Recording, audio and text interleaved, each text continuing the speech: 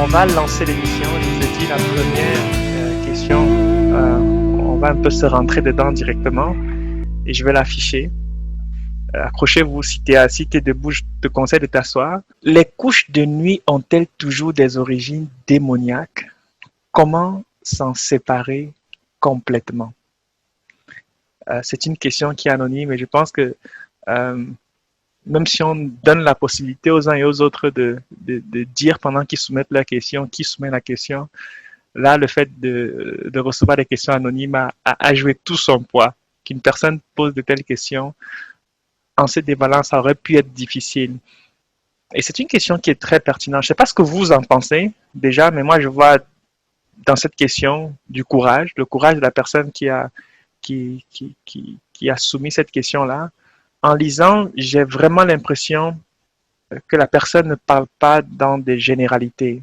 Il y a vraiment le sentiment que la personne qui pose ces questions, surtout la deuxième partie, comment s'en séparer complètement, il y a un peu un cri, un appel à l'aide et il faut vraiment que pendant cette émission, on apporte des réponses qui vont aider la personne.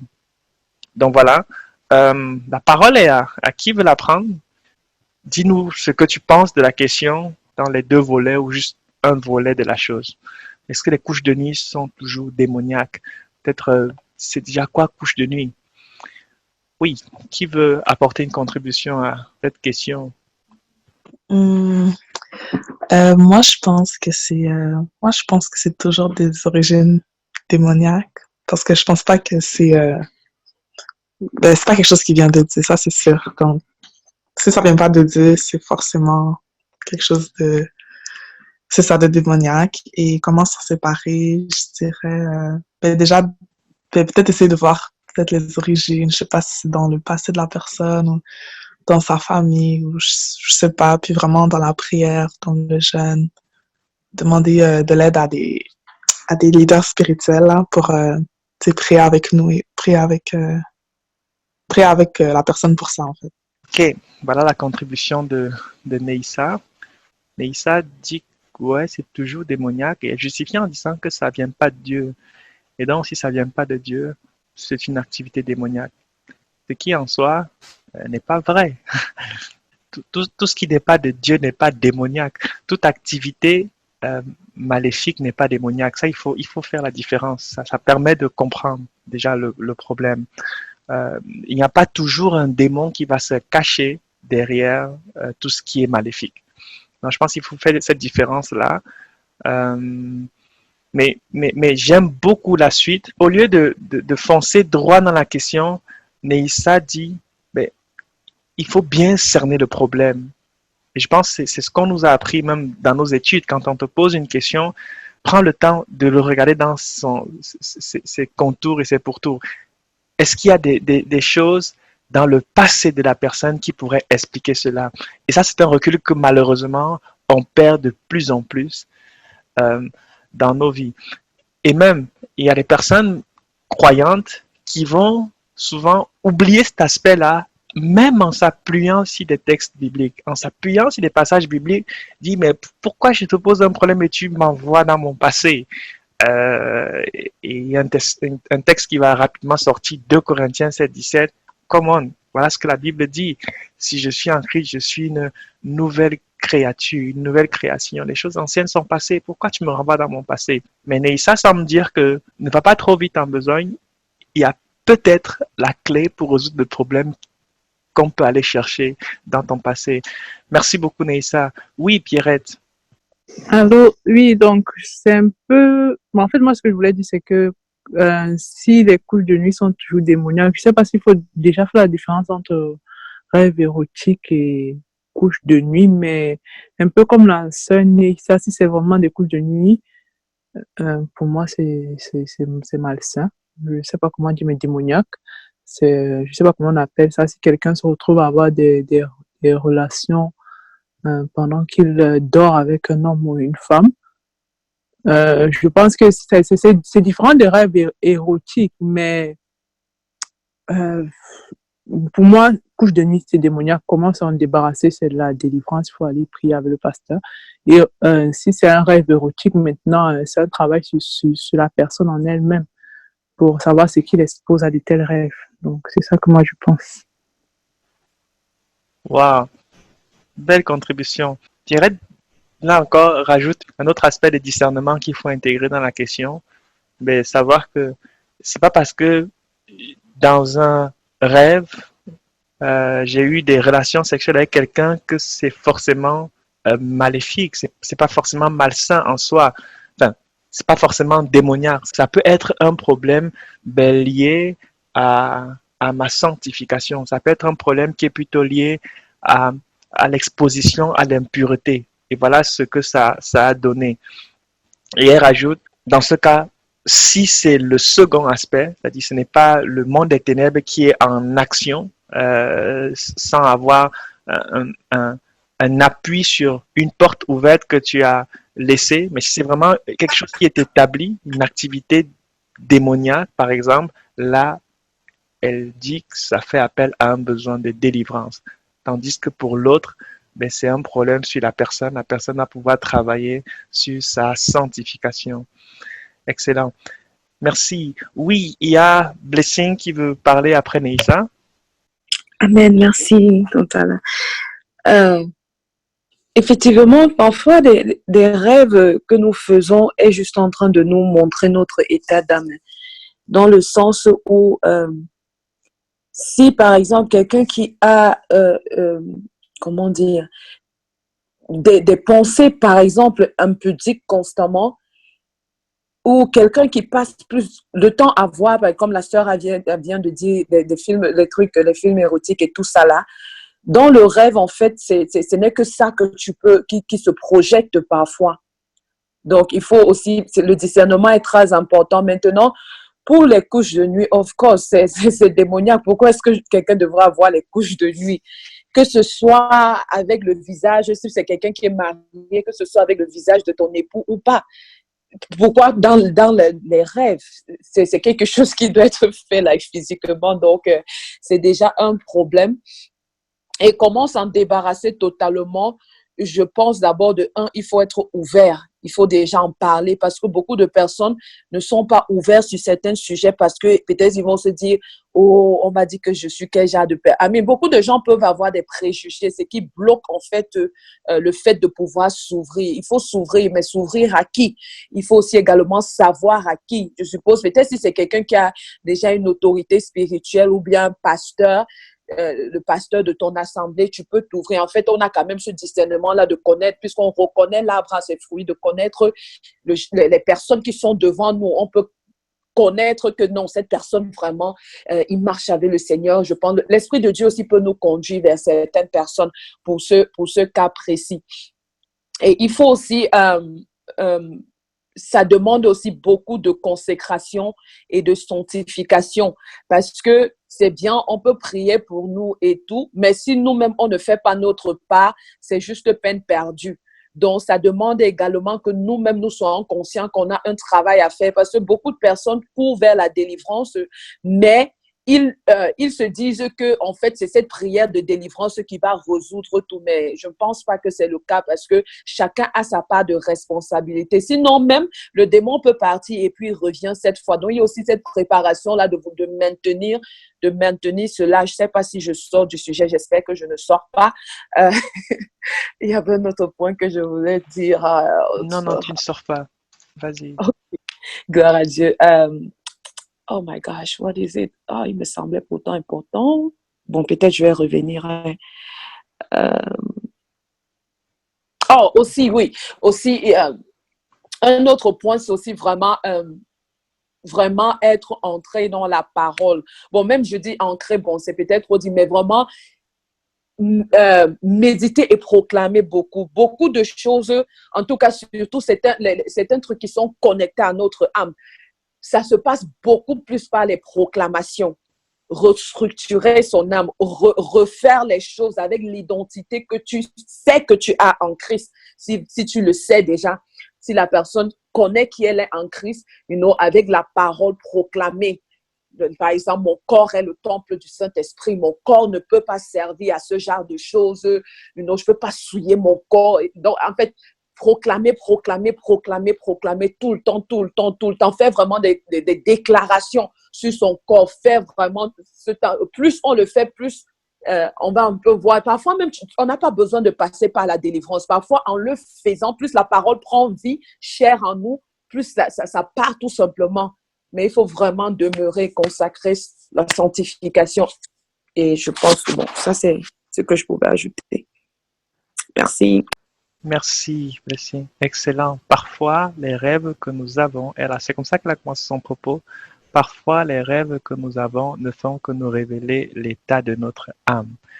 Et donc, il y a un bon travail de discernement qui est à faire à ce niveau. Est-ce que le rêve que j'ai eu, où j'étais en train d'avoir des relations sexuelles avec quelqu'un, c'est juste parce que mon âme est souillée et est impure? Ça peut être ça, sans que ce ne soit directement une activité démoniaque. Merci beaucoup. Ensuite, elle a partagé avec nous un certain nombre de principes qui peuvent nous aider, justement. Elle a parlé de l'importance de s'ouvrir. De plus en plus, les personnes se ferment sur elles-mêmes et n'ont plus besoin d'aide. C'est pourquoi même la notion de formation des disciples a de plus en plus de mal à s'établir parce que les hommes sont de plus en plus indépendants. Et la société montre l'indépendance comme étant une force. Très souvent, quand on va dans une entrevue, on va dire que je suis autonome, je sais me débrouiller tout seul. Et ce qui en soi n'est pas mauvais, mais il faut équilibrer. Il faut équilibrer.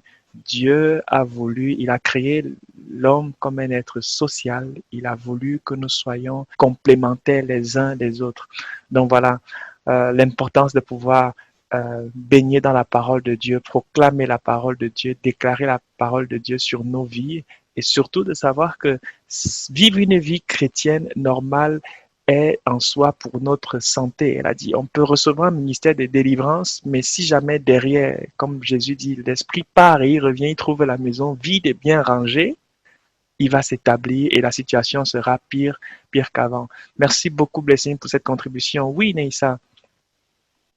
Oui, j'aimerais juste revenir sur ce que tu avais dit au début.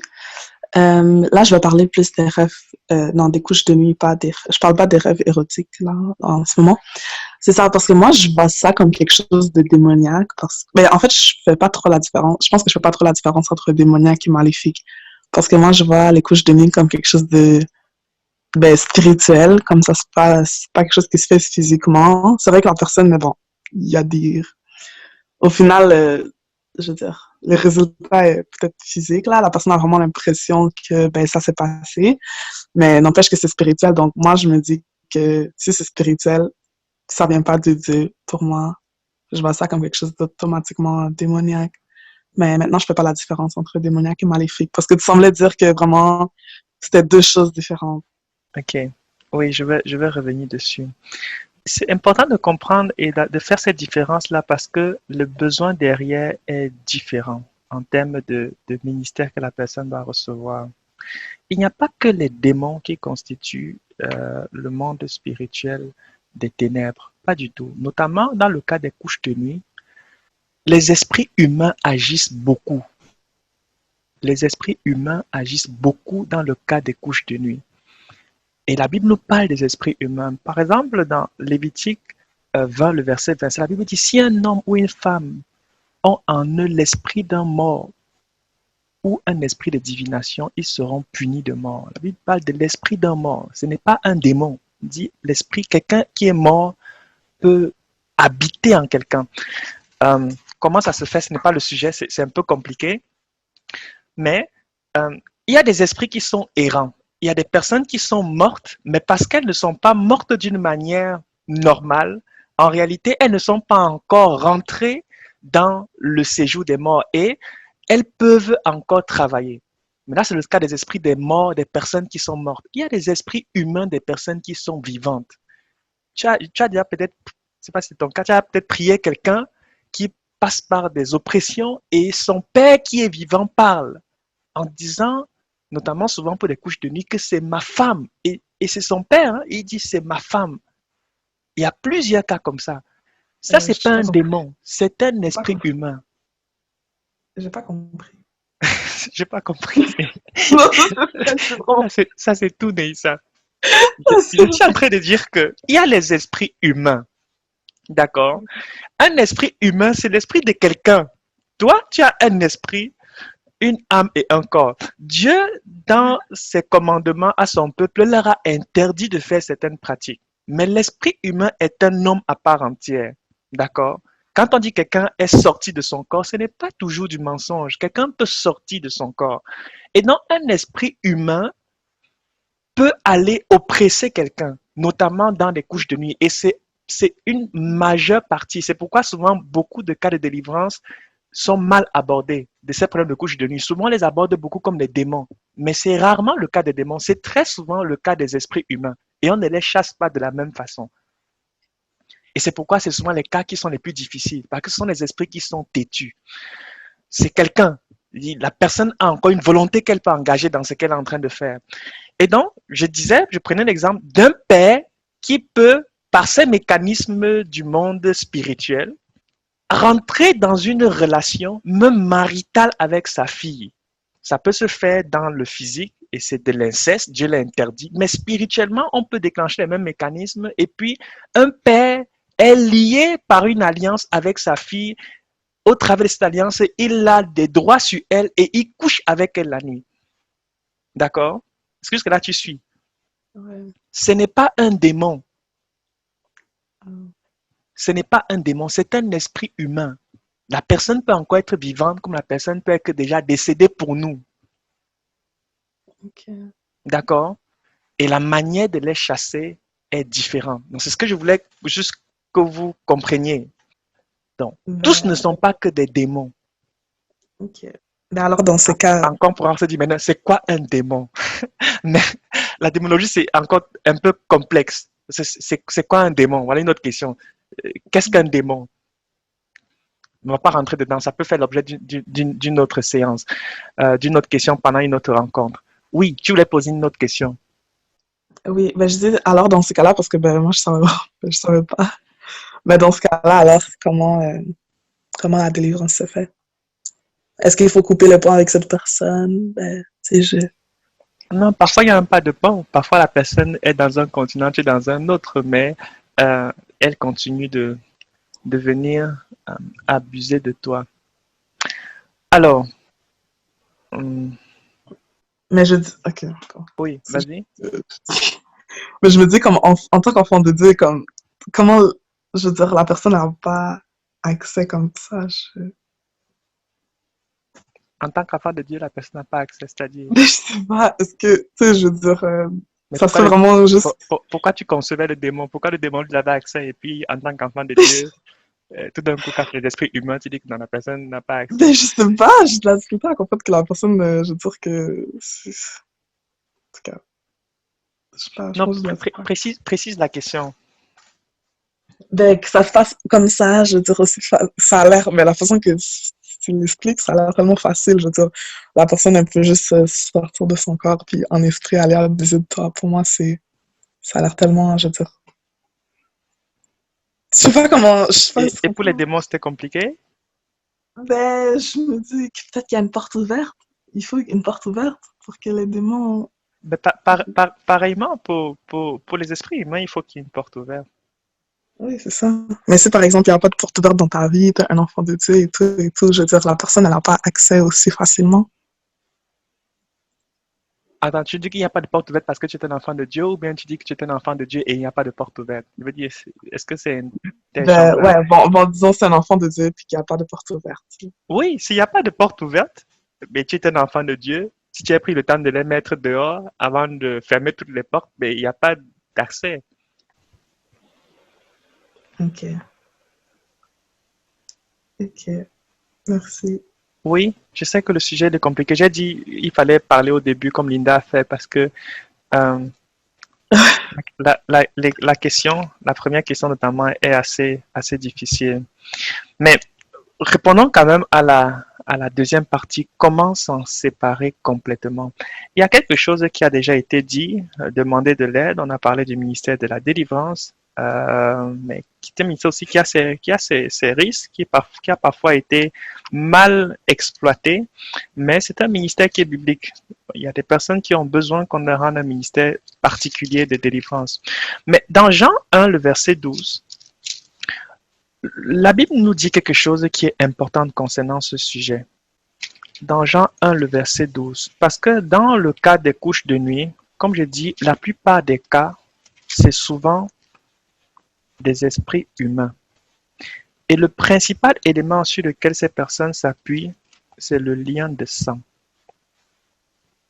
Et c'est pourquoi très souvent, c'est un père, c'est un oncle. C'est pas quelqu'un de farfelu, c'est souvent quelqu'un de proche. Et dans Jean 1, le verset 12, voici ce que la Bible dit. Mais à tous ceux qui l'ont reçu, à ceux qui croient en son nom, elle a donné le pouvoir de devenir enfants de Dieu, lesquels sont nés, verset 13, non du sang.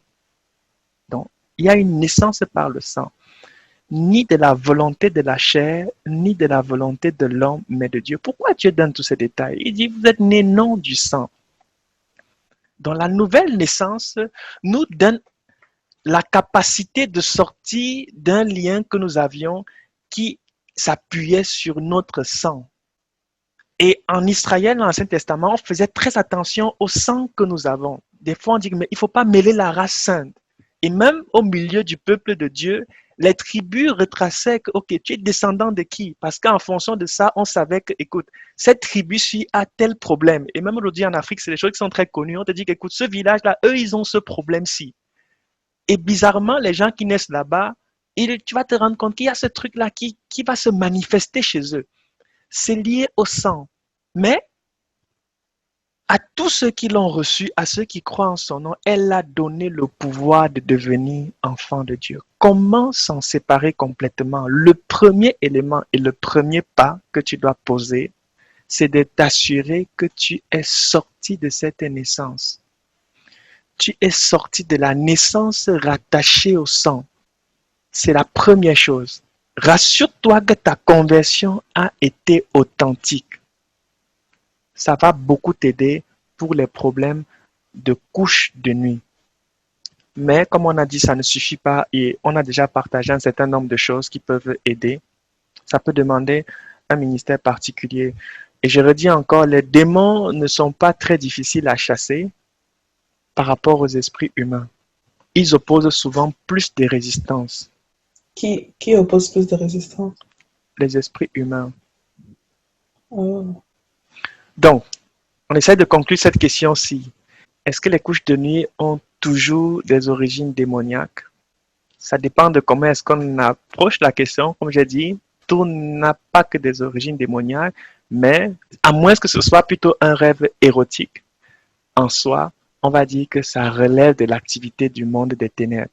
Mais j'ai un voisin qui me parlait un jour tout troublé parce que il disait qu'il a des couches de nuit. Il dit, ok, mais pourquoi tu dis que j'ai des couches de nuit? Il dit que mais c'est parce que des fois je me réveille et puis j'ai mon lit qui est mouillé. J'ai dit, ok, d'accord, mais est-ce que tu as eu un songe, quelque chose? Il dit, non, moi j'ai rien de tout ça, mais je me lève et puis mon lit est mouillé. J'ai dit, oh jeune homme, ce n'est pas des couches de nuit que tu as. Il dit, ah bon, c'est pas des couches de nuit, moi ça, qu'est-ce que c'est alors? J'ai dit, mais la Bible en parle. La Bible en parle. Il faut aussi être instruit. L'homme aussi a un certain cycle. Après la puberté, l'homme a un cycle. Dans son développement, les spermes se régénérant ont besoin d'être évacués. Et Dieu l'a prévu ainsi. Il y avait des lois en Israël qui permettaient de réglementer cela de la même façon que c'était réglementé, que le cycle de la femme aussi, ses menstruations étaient réglementées. On parle de ce qu'un homme pouvait avoir un flux. Et s'il avait un flux, ben, il devait être impur. Donc, l'homme, un garçon qui a déjà atteint l'âge pubère, qui fonctionne normalement, doit aussi avoir des flux parfois qui arrivent, sans qu'il n'ait de rêve ou de songe qui accompagnent cela. Et ça n'a rien à voir avec des couches de nuit. Donc, on a aussi besoin d'enseigner les gens pour qu'ils comprennent ces choses-là. Donc, mais bon, revenons aux couches de nuit. Si quelqu'un a bien compris c'est quoi une couche de nuit, est-ce que c'est toujours d'origine démoniaque? Il faut élargir la notion des démons. On va dire que ça a toujours des origines qui sont maléfiques en soi. Et comment ça séparer? Premièrement, il faut que tu t'assures que tu aies expérimenté une vraie conversion. Une vraie conversion. Oui, Lisa, qui veut réagir? J'espère qu'on aura le temps de prendre les autres questions de la soirée. Oui, Lisa. Bon, vite fait, c'est juste, en fait, je voulais poser la question parce que au lycée, ou bien, quand on passait par la puberté, nous tous, il y avait ça comme, les garçons parlaient des, bon, en anglais, c'est wet dreams, je pense que c'est ça les rêves érotiques, mais ils disaient que ça venait avec, bon, justement, c'est des wet dreams, donc c'était des rêves. Donc, est-ce que, genre, est-ce qu'il y a une différence? Parce que moi, je pensais que c'était ça, les couches de nuit. Mais en même temps, je me demandais, ouais, pourquoi c'était juste les garçons alors? Mais bon. Je sais pas, est-ce que c'est normal que, parce qu'en anglais, vraiment, le mot, c'est wet dreams. Donc, euh, ouais, c'est accompagné avec les rêves. Mais, Non, c'est anormal. C'est anormal, comme on a déjà dit depuis le début, de deux choses l'une. Soit c'est juste le fait que, ben, avec tout le monde qui est ce qu'il est, l'impureté qui est ambiante, et on fait tout pour exposer les personnes à des images, que ce soit les publicités, tout excite à tout ce qui va être érotique, et donc ça peut expliquer ça. Mais ça peut aussi être que cette personne faisait face à des couches de nuit. ok. Ouais. Mais c'est soit l'un, soit l'autre. Oui, Nancy. Allô, bonjour. Je suis arrivée un peu en retard. En fait, pour aller dans le sens de Lisa, moi, ma question est de savoir, est-ce que dans ce cas-là, les couches de nuit, ce que tu veux dire, se manifestent forcément par je sais pas, physiquement, chez peut-être les garçons qui soient mouillés ou des affaires comme ça? Est-ce que c'est forcément une manifestation des couches de nuit? Ou ça peut l'être également pour les rêves érotiques?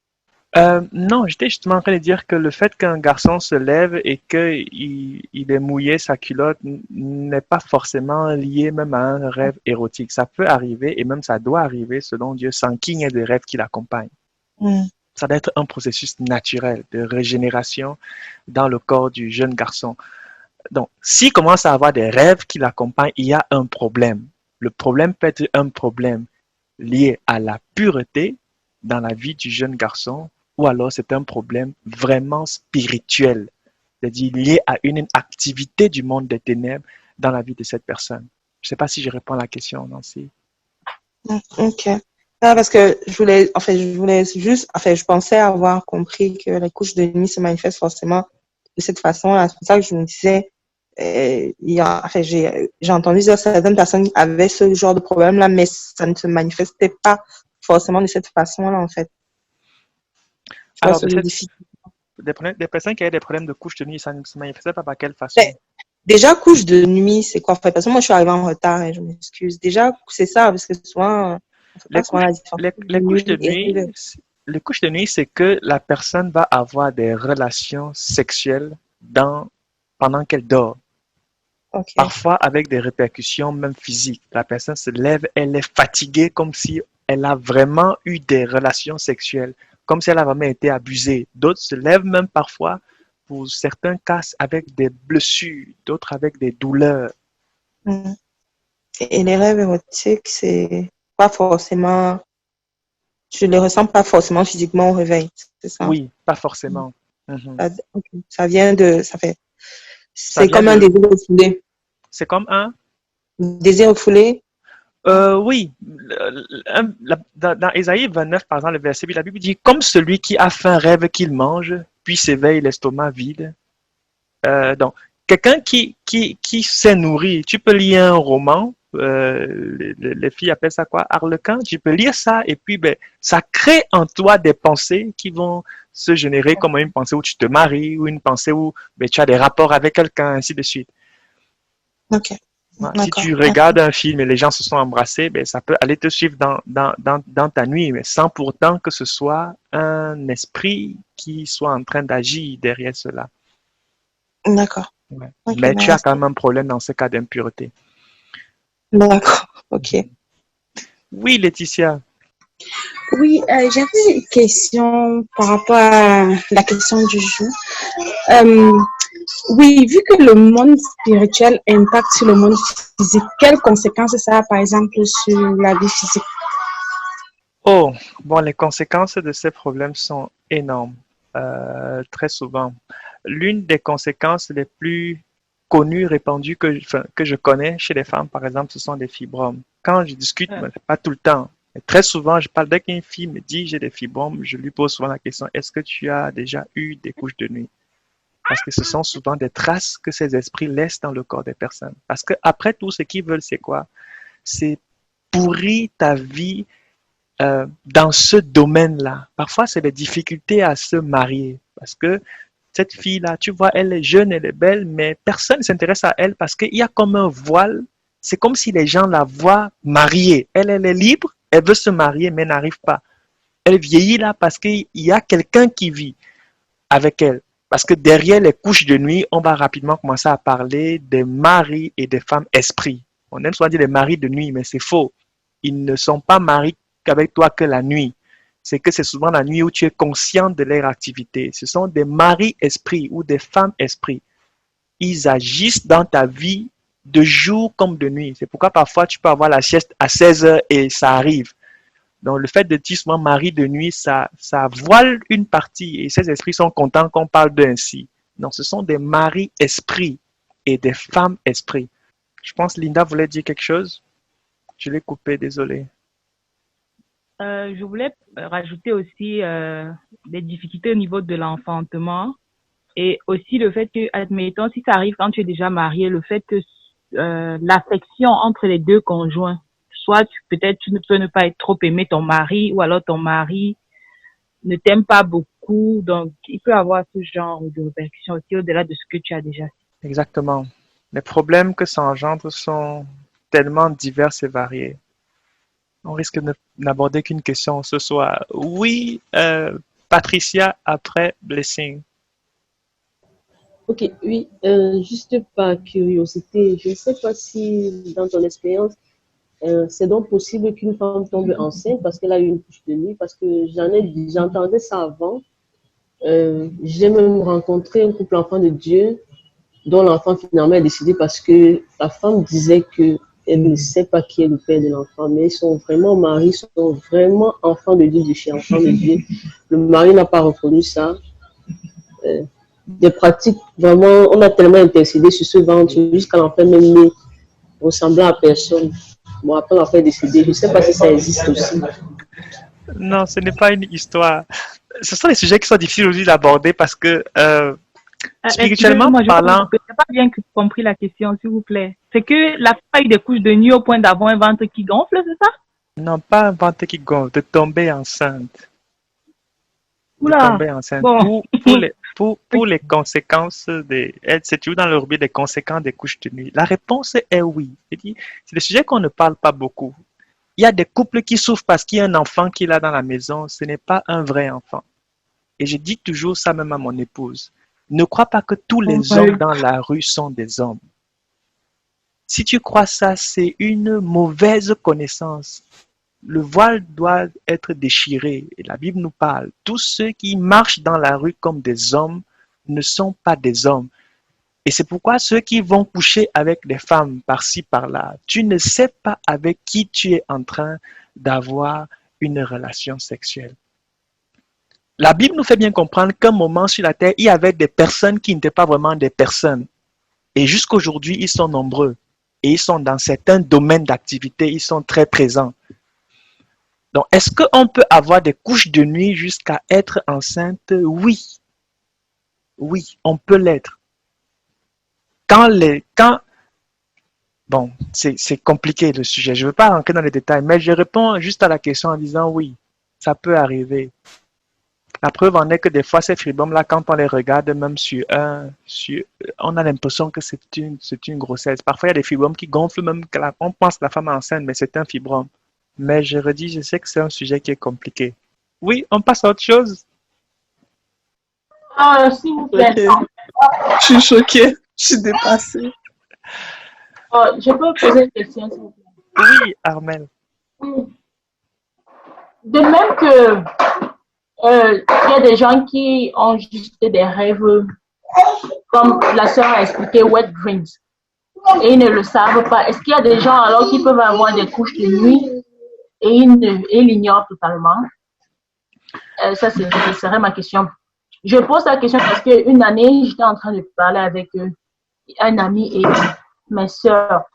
Elles parlaient de couches de nuit. Et je leur ai dit qu'en fait, c'est quoi même cette affaire de couches de nuit? Moi, je ne sais pas ce que c'est. Ils étaient tellement étonnés au point où je leur ai dit comment c'est et tout. Ils voulaient me convaincre que tout le monde a des couches de nuit. Mais je leur ai dit non, je n'ai jamais eu de couches de nuit. Je ne sais même pas. Ça se passe comment et tout. Ils m'expliquaient. Après, je me suis dit, bon, peut-être que j'ai déjà eu des couches de nuit, mais je ne sais pas. Ou alors, mais je m'en souviens vraiment pas. Ça, c'était avant que je vienne au Seigneur. Est-ce que vous pouvez Ok, je ne souhaite pas que tu en aies. Alors, je vais répondre en disant, est-ce qu'on peut avoir une couche de nuit sans le savoir? La réponse, c'est non. Si tu as des couches de nuit, tu vas le savoir. Mais est-ce qu'on peut avoir un mari ou une femme esprit sans le savoir? La réponse, par contre, c'est oui. Et c'est pourquoi parfois quelqu'un te pose des problèmes. Quand tu fais du suivi spirituel, quelqu'un t'expose certains problèmes et dans ton esprit, tu discernes qu'il y a cette activité dans la vie de la personne. Tu te demandes, ok, mais est-ce que souvent quand tu dors, tu as des relations avec quelqu'un, la personne te dit non. Vous faites une prière le soir, là, ça commence. En fait, ça n'a pas commencé ce soir-là. C'est juste que plus un esprit est fort, plus il est subtil. Il peut travailler dans ta vie sans que tu ne saches. Mais en même temps, il ne faut pas tomber dans une sorte de phobie. C'est ça qui est dangereux avec quand on parle de ces choses spirituelles-là. Non, il faut rester équilibré et l'équilibre parfois est difficile. Et pourquoi à un moment, l'Église a décidé de dire que non, ça n'existe pas. Même le Saint-Esprit là n'existe pas. Il y en a qui disent que non, même le Saint-Esprit n'existe pas. C'est dangereux. Donc, c'est souvent la position d'équilibre qui est difficile. Non, on peut avoir un mari ou une femme esprit sans le savoir. Et parfois, une prière les expose. Tu pries et ça se manifeste maintenant et tu comprends. Parfois même tu pries et puis la personne dit non, j'ai jamais eu ça. Tu te mets à prier pour elle, la personne tombe. Pourtant, tu priais pour autre chose. Le Saint te dit, ok, prie en commandant à ce que tous les esprits ou bien tout mari-esprit dans sa vie soit chassé maintenant et la personne tombe. Si la personne tombe maintenant pendant que tu fais cette prière-là, ça signifie quoi? Ça signifie que l'esprit était là, mais la personne même ne savait pas. Parce que les choses spirituelles, notre entendement parfois ne les saisit pas. Et parfois, il y en a qui ont des couches de nuit, mais ces esprits volent cela. C'est comme parfois, tu te lèves, tu dis, j'ai fait un songe, mais je ne sais pas c'est quoi. Ça arrive aussi. Ça arrive, ok. Mais je préfère dire pour ça, non. Si tu as des couches de nuit, tu vas le savoir. Mais parce que ça devient difficile et je ne veux pas rajouter encore plus de superstition qu'autre chose, mais tu peux avoir un mari esprit ou une femme esprit sans le savoir. Oui, Neissa. Mais si par exemple la personne elle a un mari ou une femme de nuit, un esprit sans le savoir, je veux dire, est-ce que le mari de nuit ou la femme de nuit va forcément coucher avec? Est-ce qu'il va Mais forcément... ça, il n'est pas là pour tes beaux yeux. Non, je sais. Non, mais alors je veux dire, on va le savoir. Alors, non, mais c'est juste pour dire dans le sens que la personne va finir par savoir si elle a un mari ou une femme de nuit parce qu'elle va forcément coucher avec la personne. Je répondrai non à cette question parce que le mariage, c'est pas uniquement le sexe, hein, même dans le monde spirituel. Alors, ça veut dire qu'il ne va pas forcément coucher avec. Il peut ne pas forcément coucher avec toi. Il peut être là pour d'autres desseins. Okay. Oh là là. Vous voulez nous faire aborder des sujets qui sont compliqués. C'est vraiment compliqué. Prenons, on va lire un passage, je pense qu'on va s'arrêter là. Prenons Proverbe, je crois c'est le chapitre 6. Chapitre 5 plutôt. À partir du verset 7. La lectrice va lire pour nous Proverbe 5 à partir du verset 7. On va lire jusqu'au verset 14. Proverbe 5, à partir du verset 7. Et maintenant, mes fils, écoutez-moi et ne vous écartez pas des paroles de ma bouche.